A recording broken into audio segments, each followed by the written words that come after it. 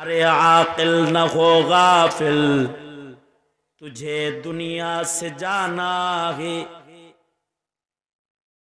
अरे आकिल न हो गाफिल, तुझे दुनिया से जाना है। तुझे एक दिन ये मुँह अपनी रब को दिखाना है। শুধু এই বিদায়টাই শেষ না, আরেকটা দিবস আছে যেদিন আল্লাহর সামনে দাঁড়াইতে হবে, বিচারের দিবস, ইয়াউমুল হাসর। ইয়াউমুল হাসর এটা এত কঠিন হবে, নবীরা ইয়া নফসি নফসি করবে। নবী ওলি বুজুর্গের খাওয়া নাই, নবী পয়গম্বর যারা তারা ইয়া নফসি নফসি করবে। মাথার আধা তুবড়ে সূর্য থাকবে, পায়ের নিচের জমিন তামা হয়ে যাবে,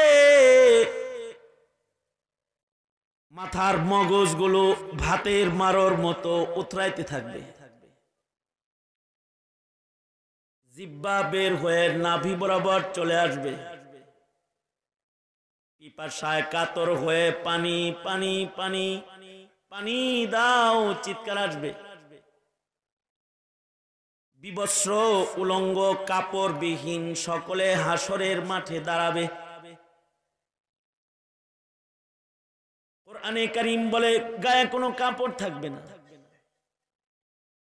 হযরত ফাতিমা বলে আব্বা জান, উলঙ্গ অবস্থায় সবাই একসাথে দাঁড়াইলে লজ্জা লাগবে না? সরকার বলেন মা, এত কঠিন দিবস হবে, এত কঠিন দিবস, কেউ কারোর দিকে তাকানোর মতো সুযোগ পাবে না। সবাই নিজের চিন্তায় পেরেশান হয়ে যাবে। ওই কঠিন দিনে আল্লাহ তাআলা কিছু মানুষের জন্য কঠিনতা করবেন না, আধাত সূর্যের নিচে তাদের রাখবেন না, নিজের কুদরতের ছায়ার নিচে, আরশের নিচে কিছু মানুষকে আল্লাহ তাআলা জায়গা দান করবে। সরকার বলেন যে সকল মানুষদেরকে হাসরের ময়দানে আরশের ছায়া কঠিন দিনে আল্লাহ তাআলা দান করবে, এই 7 প্রকারের ভেতরে একটা প্রকার তারাও ওয়ারাজুলানি তাহাব্বা ফিল্লাহ, ওই 2 ব্যক্তি যাদের মাঝে মোহাব্বত ছিল শুধুই মাত্র আল্লাহর জন্য। এই মোহাব্বতের কারণে তারা আল্লাহর জাতের ছায়ার নিচে, আরশের নিচে তারা জায়গা পেয়ে যাবে। এই যে রাত বাজে 12টা, 12:15 বাজে, প্রায় ধমক দিলাম, শাসন করলাম, উঠে যেতে বললাম, তারপরেও বসে রইলেন কেন? দুনিয়ার কোনো লাভ এখানে নাই। এতটুকুন যে কোন আলেমের প্রতি আপনার ভালোবাসা আছে, এতটুকুন যে নবী নাই তো নায়েবে নবীকে দেখার একটু চাহিদা আছে, নবীর কথা শোনার শক্তি নাই, নায়েবে নবীদের মুখের কথা শোনার সুযোগ আছে, বাস আল্লাহর জন্য একটু ভালোবাসা আছে।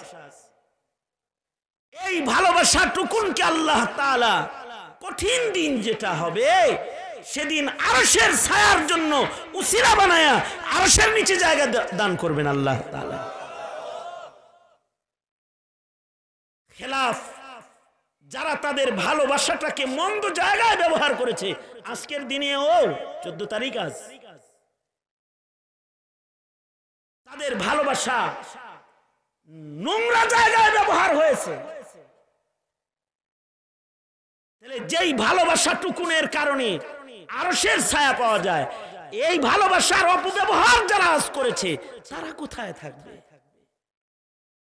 কপাল তো তোমার ভালো যে আল্লাহ তাআলা তোমাকে রাত 12:15 পর্যন্ত কোরআনের প্রেমে, আলেমের প্রেমে, আল্লাহর প্রেমে বসে থাকার সুযোগ আল্লাহ তোমাকে দান করছেন।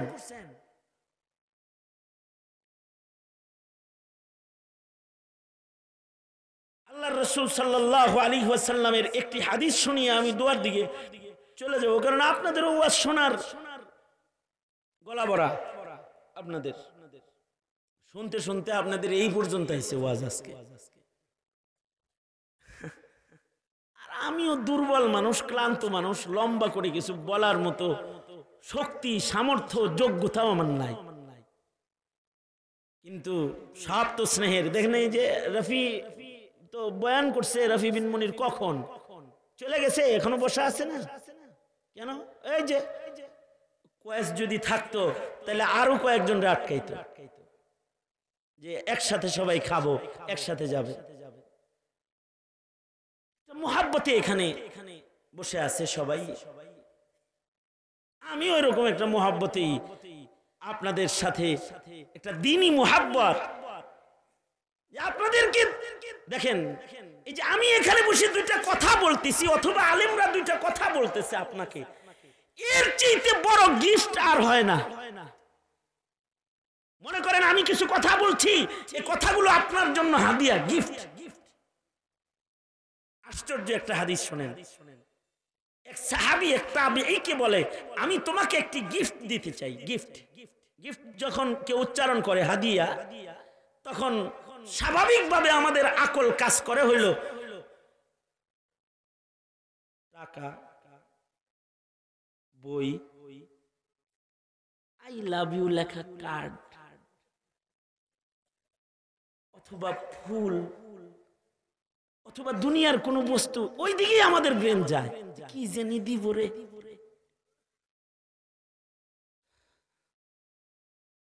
কিন্তু আশ্চর্য, সাহাবী বলে তাবেঈকে, এই আমি তোমাকে একটি গিফট দিতে চাই, নেবে? দেন দেন বলছি। আর সাহাবী বলে, সামিআতু আনিন নবী সাল্লাল্লাহু আলাইহি ওয়াসাল্লাম, আমি আমার নবীজির কাছ থেকে শুনেছি, নবীজি বলেছেন, কেউ যদি ফজরের নামাজ আদায় করে সূর্য উদয় পর্যন্ত জায়নামাজে বসে থাকে, আর আসরের নামাজ পড়ে সূর্য ডুবা পর্যন্ত যদি জায়নামাজে চুপ করে কেউ বসে থাকে, আর যদি 10 বার এই দোয়াটা পড়ে, লা ইলাহা ইল্লাল্লাহু ওয়াহদাহু লা শারীকা লাহু লাহুল মুলকু ওয়া লাহুল হামদু ইউহয়ী ওয়া ইউমীত ওয়া হুয়া আলা কুল্লি শাইইন কাদির, শুধু এতটুকুন যদি কেউ পড়ে, তো আল্লাহ তাআলা তাকে 4টি গোলাম আজাদ করার সওয়াব আমলনামায় দান করবে। অর্থাৎ কই বসে থাকতে হইব সকাল সন্ধ্যায়, এইটুক গিফট করছে। আপনি আমি সকাল সন্ধ্যা কোথায় বসে থাকি? তোমার সকাল কোথায় বসে কেটে যায়? তোমার সূর্য কোথায় ডুবে যায়? তোমার সূর্য তোমার কি অবস্থায় উদয় হয় চিন্তা করো কখনো?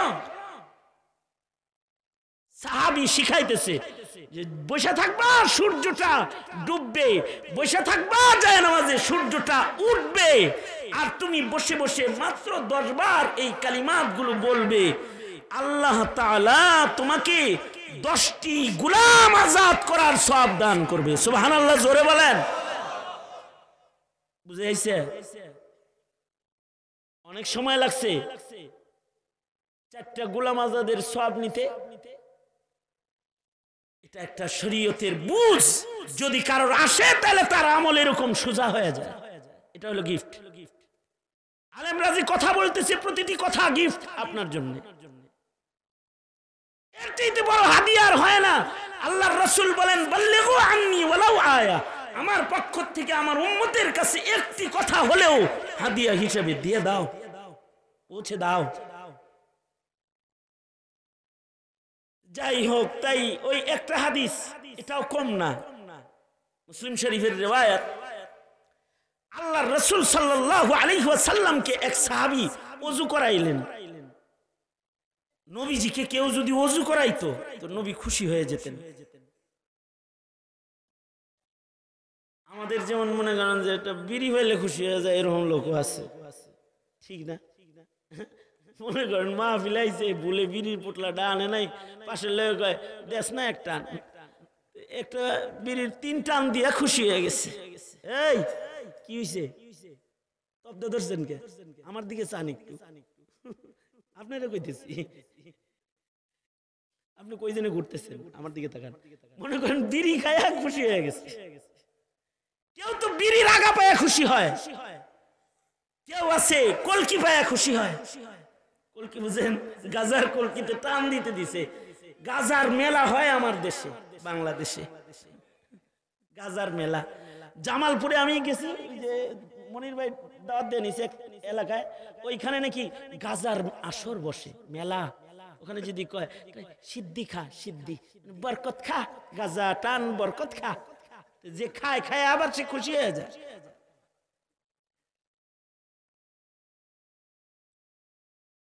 আমাদের খুশিতে সকল বাজে কাজের ভেতরে আছে। কিন্তু নবীজির খুশি কি? নবীজিকে কেউ যদি ওযু করে দিত তাইলে নবীজি সবচেয়ে বেশি খুশি হইতো। কারণ ওযুর পরে নবীজির দেখা হবে মাশুকে হাকিকির সাথে, নামাজে দাঁড়াবে, তাহিয়াতুল ওযু নামাজ, আর আল্লাহর সাথে দেখা হবে। আল্লাহু আকবার, জোরে করে বলেন আল্লাহু আকবার। তার মানে রবের মুলাকাতের জন্য দরজা খুলে দিছে ওযু করে। আল্লাহর রাসূল খুশি হয়ে যেত।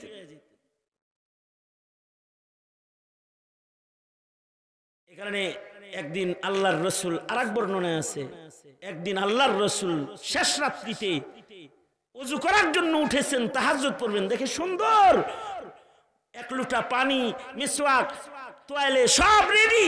নবীজি ওযু বানাইলেন।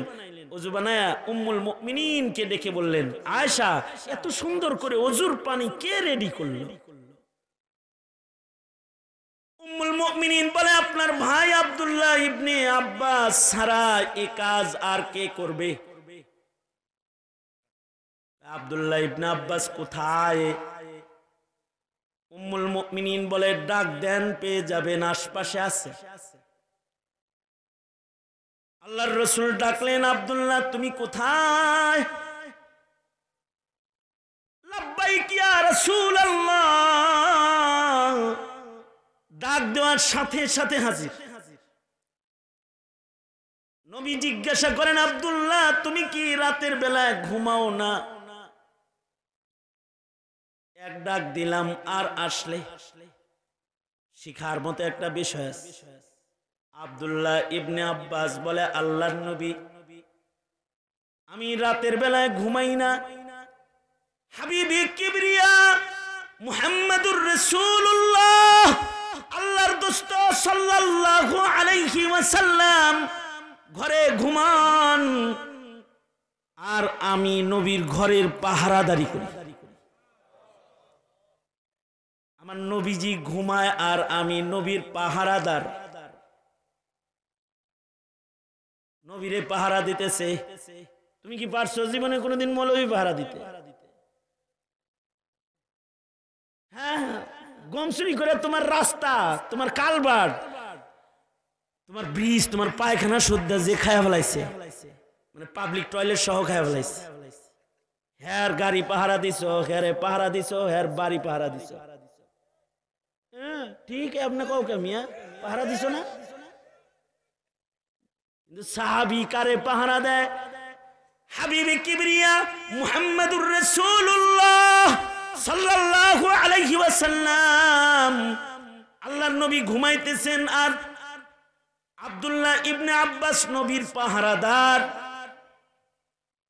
সাহাবীরা যেমন নবীকে পাহারা দিছে, জমানার মানুষ যদি আলেমদেরকে এরকম পাহারা দিতে পারত তাহলে কোনো জালেমের শক্তি ছিল না আলেমের হাতে হাত করি লাগায়।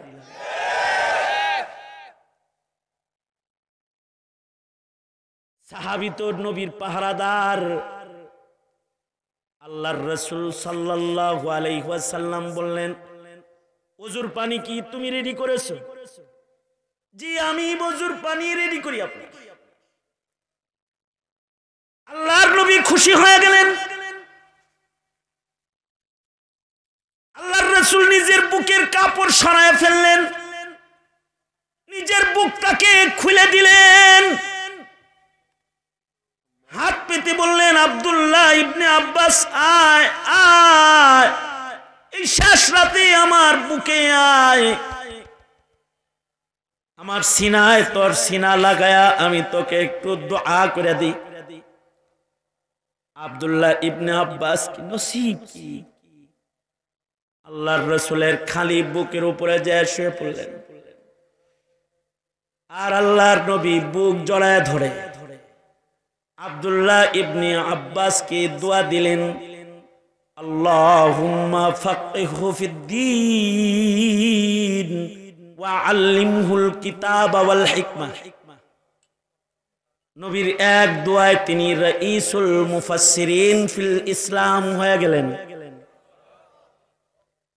নবীজিকে ওযু করায়া খুশি করে দোয়া লয়ে লইছেন। এমনিতে কাউকে ওযু করানো এটা অনেক দামি একটা আমল। জমানার বুজুর্গদেরকে ওযু করায়া করায়া বুজুর্গ হয়ে গেছে, কারণ ওযুর সাথে মানুষের ইবাদতের কবুলিয়তের সম্পর্ক থাকে। ওযু যত ভালো হয় ইবাদত তত ভালো হয়। আল্লাহুম্মা ইন্নী আসআলুকা তামামা উযুইক, আল্লাহর রাসূল পরিপূর্ণ ওযু আল্লাহর কাছে চেয়েছেন। ভালো ইবাদত তত ভালো। ভালো করে আপনি যদি কাউকে ওযু করায় দেন, তাহলে সে যে নামাজটা পড়বে তার নামাজের সওয়াব আপনি ওযুর পানি ঢেলেছেন, আল্লাহ আপনাকেও দান করবে। আল্লাহু আকবার জোরে করে বলেন। আপনার এই কারণে কিন্তু আরবরা ওযুখানা পাঠায় আমাদের দেশে, দেখবেন লেখা আছে ওযুখানার দান। তার মানে কি, যে আল্লাহর বান্দারা ওযু করে করে নামাজ পড়বে, উনি ওইখানে বয়ে বয়ে নামাজের সওয়াব লইব।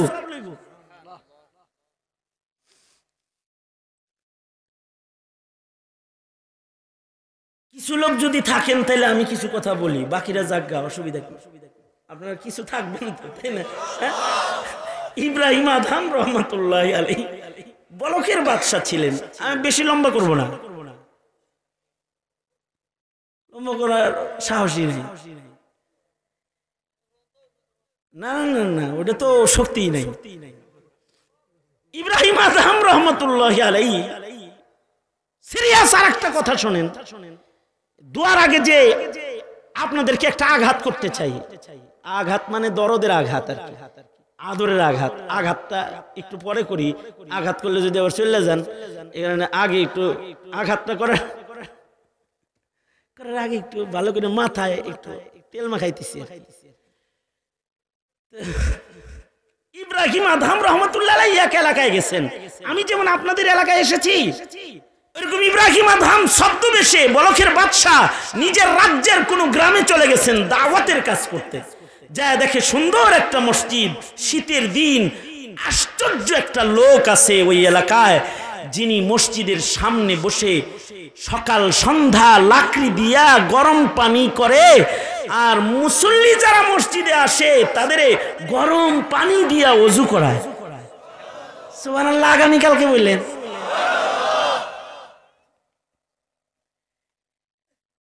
একদিন ইব্রাহিম আদম রইলেন, তার গরম করা পানির দ্বারা ওযু করলেন। দিল খুশ বললেন, এই আল্লাহর বান্দা, এই যে আমলটা তুমি করো, তোমাকে এর জন্য কি কেউ কোনো আজর বিনিময় কি দেয়? লোকটা বলে, না, আমি একটা মূর্খ মানুষ, দরিদ্র মানুষ, আমার টাকা পয়সা নাই,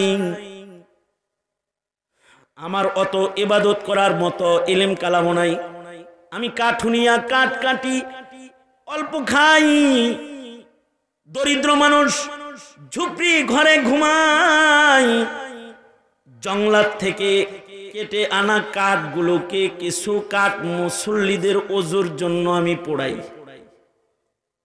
আর আল্লাহর কাছে দোয়া করি, আল্লাহ গো, কবুল ইবাদত করার মতো যোগ্য ইখলাস ইলম আমার নাই, কিন্তু আমি তোমার কিছু মকবুল বান্দাকে তো ওযু করাই, এর বরকতে আমাকেও তুমি আবেদ হিসেবে গণ্য নিও। ইব্রাহিম আদম খুশি হয়ে গেলেন। ইব্রাহিম বলে, এ আল্লাহর বান্দা, আমি কি আপনার কোনো আশা পূর্ণ করতে পারি নাকি? লোকটা বলে, আমার দুইটা আশা আছে, জানি না ওইটা পুরা হবে কিনা। একটা আশা হলো মরার আগে আমার একটা ভালো মানুষ দেখতে মনে চায়। ভালো মানুষটা হলো আমার রাজ্যের বাদশাহ ইব্রাহিম, যিনি বাদশাহাত বর্জন করে আল্লাহ পাকের গোলামিকে গ্রহণ করেছেন। আমার মৃত্যুর আগে ইব্রাহিম আদহামরে এক নজর দেখতে মনে চায়, কিন্তু তিনি ছদ্মবেশে ঘুরেন, জঙ্গলে ইবাদত করেন। কোথায় পাবো আমি ইব্রাহিম? মরার আগে যদি একটা জমানার বুজুর্গ ওলির সাথে দেখা আমার হইতো, তাতেও আমার জিন্দগিতে একটা মুলাকাত সাবেত হইতো যে আমি আল্লাহর কোন পেয়ারাকে দেখেছি, আল্লাহর কোন পেয়ারাকে আমি চিনি। তোমরা যারা মরহুম নুরুদ্দিন গাওহারপুরী রহমাতুল্লাহ আলাইহিকে তোমরা যারা দেখো নাই, নাম শুনো। তোমরা যারা শায়েখে কাতিয়াকে দেখো নাই, নাম শুনো। তোমরা যারা শায়েখে করিয়াকে দেখো নাই, নাম শুনো। গাড়ি সহ পুকুরের ভিতরে পড়ে গেছে, গাড়ির ভেতরে পানি ঢোকে না, ভিতরে বয়ে বয়ে জিকির করে।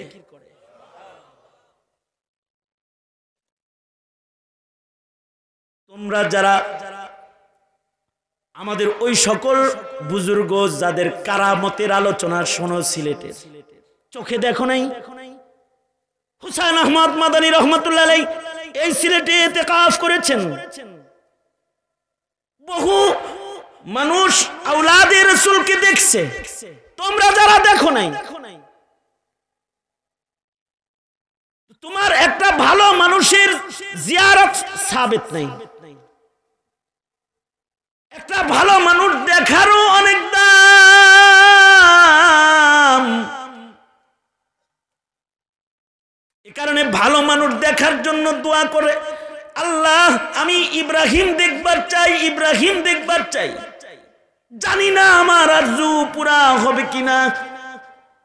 ইব্রাহিম আদহাম বলে, আল্লাহর প্যারা তোমার এই আরজুটা তো পুরা হয়েই গেছে, কারণ আমি এ রাজ্যের বাদশাহ ইব্রাহিম।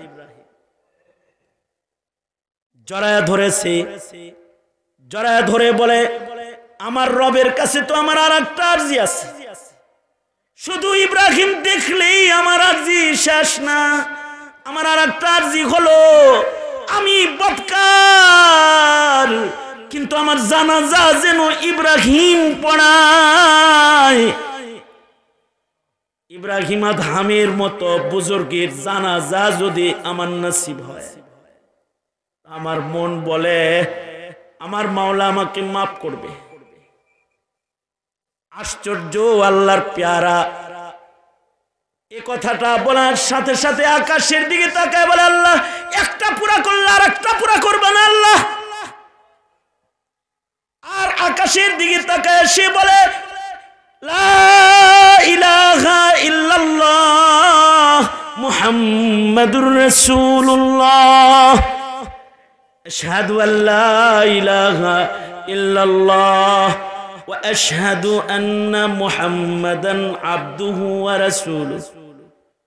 একদিক দিয়ে কালেমা পড়ছে, আর এক দিক দিয়ে লোকটার প্রাণ পাখিটা বের হয়ে গেছে, ইব্রাহিমের কোলে শুয়ে বসে। ইব্রাহিম আদহাম রহমাতুল্লাহ আলাইহি নিজের হাতে তাকে জানাজা করলেন, গোসল দেওয়ালেন, নিজে জানাজা করলেন, নিজে দাফন করলেন। একটা বুজুর্গের জানাজা দাফন নসিব হয়ে গেছে। কি আমল? ওযু করানোর আমল। বান্দার ছোটখাটো আমলও আল্লাহ তাআলা নষ্ট করে না। সাহাবী আল্লাহর রাসূলকে ওযু করাইছে, নবীজি খুশি হয়ে বলে, ইসআল মা শিতা, এই সাহাবী আমি তোর উপরে খুশি হয়ে গেছি, তোর যা চাইতে মনে চায় তা আমার কাছে চাইতে পারস, তুই যা চাবি তোকে আমি তাই দিব। নবীজি এত খুশি হয়েছেন, নবীজি সাহাবীকে বলে, সালমা শিতা, যা মনে চায় তাই চাও, যা চাইবা তাই দিমু। নবীজি এত খুশি হয়েছেন, যা চাবা তাই দিব আমি।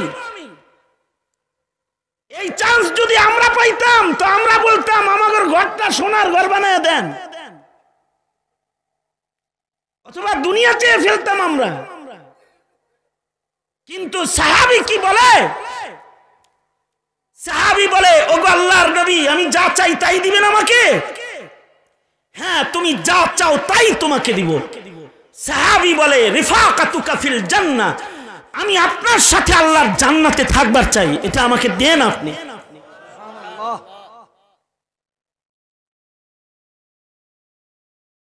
আল্লাহর রাসূল সাল্লাল্লাহু আলাইহি ওয়াসাল্লাম সাহাবীকে বললেন, সাহাবী, অনেক বড় জিনিস চেয়ে ফেলেছো তুমি, এটা ছাড়া অন্য আর কিছু চাওয়া যায় না? তুমি অন্য কিছু চাও, আর একটু ছোট কিছু চাও, কারণ নবীর জান্নাতি বন্ধু তুমি হবে। রিফাকাত চাও মুহাম্মদুর রাসূলুল্লাহ সাল্লাল্লাহু আলাইহি ওয়াসাল্লামের, তুমি এইটা পাল্টায় অন্য কিছু চাও। সাহাবী তো সাহাবী, আমার মতো, মুফতি রফির মতো, অথবা সাখাওয়াত রাজির মতো এমন মৌলবীকে ধৈরা যদি কেউ বলতে পারে, হাসান জামিল সাহেবের মতো, অথবা হাবিবুল্লাহ মাহমুদ কাসিমি সাহেবের মতো, অথবা আলী হাসান উসামা সাহেবের মতো, যারা যারা এখানে আসছেন, এদেরকে ধৈরা যদি কেউ এটা বলতে পারে, হুজুর আপনার সাথে জান্নাতে থাকতে চাই, আপনাকে ভালোবাসি, তাহলে রাসূলকে পাইলে কিভাবে বলছে সাহাবীরা? সাহাবী তো আবেগ ভরে আল্লাহর রাসূলকে জড়ায় ধরে বলতেছে, রিফাকাতুকা ফিল জান্নাহ, আমি আপনার সাথে আল্লাহর জান্নাতে থাকতে চাই নবী। নবীজি বলেন, অন্য কিছু চাও? সাহাবী বলে, না, আমি যদি এইটা না পাই আমার আর কিছু দরকার নাই, আমি আপনার সাথেই জান্নাতে থাকতে চাই। সাহাবীকে আল্লাহর রাসূল বললেন, ঠিক আছে, যাও, তুমি যাকে ভালোবাসো তার সাথে তো তুমি থাকবাই। আল মারউ মা মান আহাব্বা। তবে সাহাবী, জান্নাতে আমার সাথে থাকবা, কিন্তু কাছে কাছে অবস্থানের জন্য। আলাইকা বিকাসরাতিস সুজুদ, তোমার জন্য জরুরি বেশি বেশি সেজদা দিবা। যত বেশি সেজদা তোমার জীবনে হবে তত বেশি কাছে থাকবে। আমার রিফাকাত সেজদা বেশি হলে হবে, এই কারণেই সাহাবীরা সবাই সেজদা বেশি দিত। আর তোমরা ওয়াজ বেশি শোনো কিন্তু সেজদা কম, মৌলবী বক্ত কিন্তু নামাজ বক্ত না। সাহাবীদের সেজদা বেশি, কারণ সাহাবীরা সেজদার মাধ্যমে নবীর কাছাকাছি থাকতে চায়। আল্লাহু আকবার, জোরে করে বলেন, জোরে বলেন আল্লাহু আকবার। এ কারণে সাহাবীদের গুণ, তারাহুম রুকআন সুজদান ইয়াবতাগুনা ফাযলাম মিনাল্লাহ, ইয়াবতাগুনা ফাযলাম মিনাল্লাহি ওয়া রিদওয়ানা, সীমাহুম ফি ওয়ুজুহিহিম মিন আসারিস সুজুদ। সাহাবায়ে কেরামের চেহারার ভেতরে আছে সেজদার দাগ, আর তোমার ঠোঁটে আছে বিড়ি খাওয়ার দাগ, চোখে আছে গাঞ্জা টানার শ্বাস, মুখে আছে মদের দুর্গন্ধ যদি থাকে, তোমার ভেতরে আছে গুনাহের দাগ, গুনাহের দাগ, সুন্নাত নাই। তোমার চোখ মুখের ভেতরে পাপাচারের আসার, আর সাহাবীর চেহারায় হলো সেজদার দাগ। আল্লাহু আকবার, জোরে করে বলেন আল্লাহু আকবার। আল্লাহর রাসূল বলেন, অবশ্যই আমার সাথে জান্নাতে থাকবে, শর্ত হলো বেশি বেশি সেজদা দিবা, যত সেজদা বেশি হবে তত বেশি কাছে থাকবে। এই কারণে সাহাবীদের সেজদা বেশি। কিন্তু আফসোস, এই জমানার মুসলমানের ওয়াজ নসিহত বেশি, সেজদা কম। কেউ আছে সপ্তাহে 4 সেজদা, 2 রাকাত। এই সেজদা কম পার্টি, কই যাস? বাস মাধ্যমে একেবারে চিনাস আমারে আখবাসুন নাস কাহেগার, তোর এই তো ওয়াজটা করবার লাগছে। আজকে 5 ওয়াক্ত পড়ছ, উঠলি গা তুই এনে মুইতে দিবি দরকার হয়, তাও তুই উঠতে পারবি না। নামাজের কথা গেলে মুতে ধরে, শয়তানে খোঁজা মানে না। দোনো হাত উপরে তোলে। হ্যাঁ, আমার সাথে চিল্লায় চিল্লায় ওয়াদাগুলো করো। বলো, ইয়া আল্লাহ, ওয়াদা করিতেছি জীবনে আর কোনোদিন নামাজ কাজা করব না, দাড়ি কাটবো না, বেপরদা চলবো না, মিথ্যা বলবো না, হারাম খাইবো না, গীবত শিকায়াত করবো না। চিল্লায় বলুন ইনশাআল্লাহ, জোরে করে বলেন, আরো জোরে আওয়াজ করে চিৎকার করে বলেন ইনশাআল্লাহ, জোরে করে বলেন। আর একটা ওয়াদা, সাহাবীরা যেমন রাসূল পাহারা দিয়েছে, তোমরা আলেমের পাহারাদার। সাহাবীরা যেমন ইলম পাহারা দিয়েছে, তোমরা মাদ্রাসার পাহারাদার। সাহাবীরা যেমন নবীজির সাথে ছিল, তোমরা আলেমদের সাথে থাকবে। আলেম ওলামা যেখানে তোমরা আছো সেখানে। চিল্লায় বলে ইনশাআল্লাহ, জোরে আওয়াজ করে বলে ইনশাআল্লাহ, আলেমদের সাথে থাকবে। ইসলাম, ইসলামের শত্রুরা। এই শুধু সাথে থাকা না, শুধু সাথে থাকা না, এই দেশে ইসলামের জন্য, কোরআনের জন্য, দ্বীনের জন্য, কাদিয়ানীদেরকে কাফের ঘোষণা করানোর জন্য, নবীর খাতমে নবুয়তকে রক্ষা করার জন্য, নাস্তিক মুরতাদ বেঈমানের বিচার এই মাটিতে করার জন্য যদি কোনো ডাক আসে, প্রয়োজন বোধে কাফন পরে রাজপথে বেরিয়ে আসবে, দ্বীনের ভালোবাসা প্রকাশ করবে ইনশাআল্লাহ।